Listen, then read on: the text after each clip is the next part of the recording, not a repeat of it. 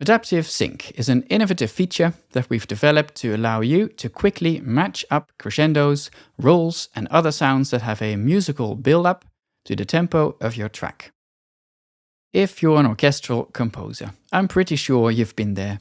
You have these great sounding crescendo samples, the real deal, but getting the climax of a crescendo, which is at the end, in the right spot, is a bit of a game of luck.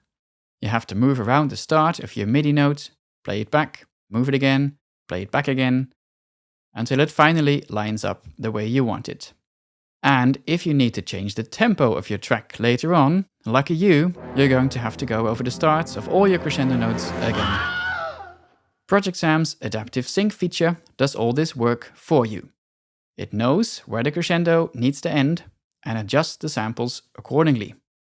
And this is powered by an extensive set of real crescendo samples, which makes for a very realistic end result. Now, the even better news is you can try out adaptive sync yourself for free.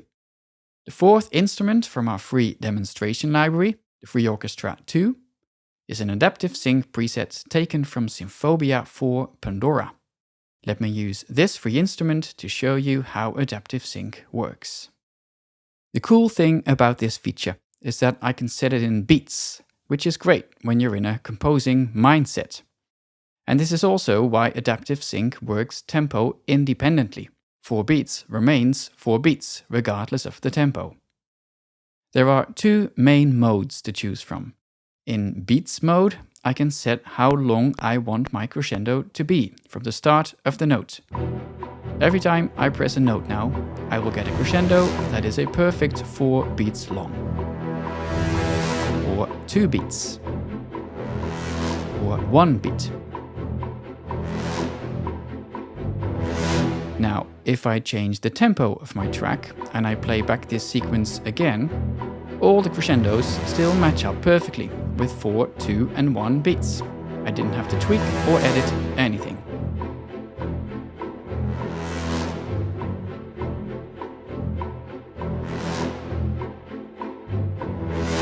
The other available mode is called Downbeat. In this mode, the length of the crescendo is relative and depends on when I start a note relative to the next bar. In downbeat mode, adaptive sync makes sure that the climax of my crescendo, or roll, aligns perfectly with the first beat of the next bar. If I start my note on the 3rd beat in a 4/4 time signature, this means my crescendo will be 2 beats long. If I start my note on the 1st beat of a 3/4 time signature, my crescendo will be 3 beats long. Anything in between will work too. Let me play a couple of crescendos starting at different places within a bar, in downbeat mode.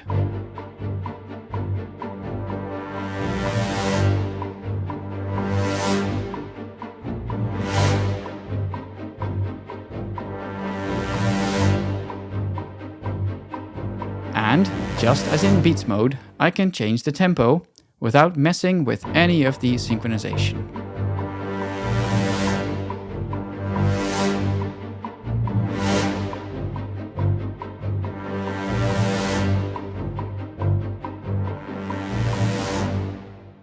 So that's adaptive sync, and it can be a big time saver. As I mentioned before, make sure to try it out for yourself with the 4th free instrument of our demo library, the Free Orchestra 2. Now, let me round off this video by showing you adaptive sync in a number of our professional libraries. This is adaptive sync in Symphobia for Pandora, which the free instrument you saw earlier was taken from.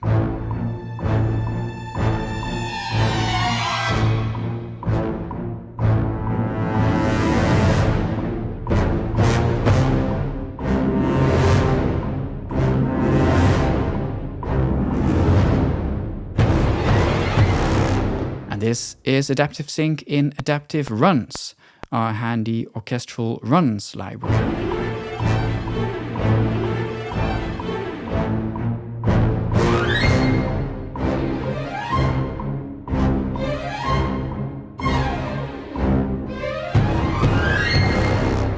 And last but not least, are you ready for a little tease? We have a brand new library coming up. and it features adaptive sync quite heavily. I can't show it to you yet, but it sounds like this.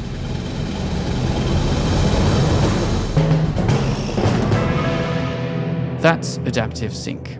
I invite you to check it out, and I hope it will save you some time. Happy composing!